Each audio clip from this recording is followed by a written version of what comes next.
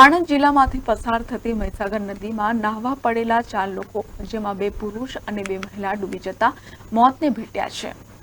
આણંદ જિલ્લામાંથી પસાર થતી મહીસાગર નદીમાં નાહવા માટે નદીમાં ઉતરેલા 2 પુરુષો અને 2 મહિલાઓ પાણીના પ્રવાહને કારણે તણાઈ જતા અને તરતા આવડતું ન હોય ઊંડા પાણીમાં ગરકાવ થઈ ગયા હતા.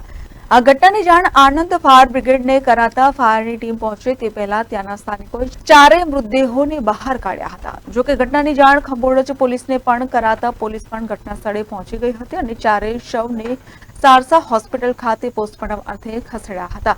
મરણ જનાર 4 મૃતકો આણંદના ગામડી ગામના રહેવાસી હોવાની વિગત બહાર આવી છે.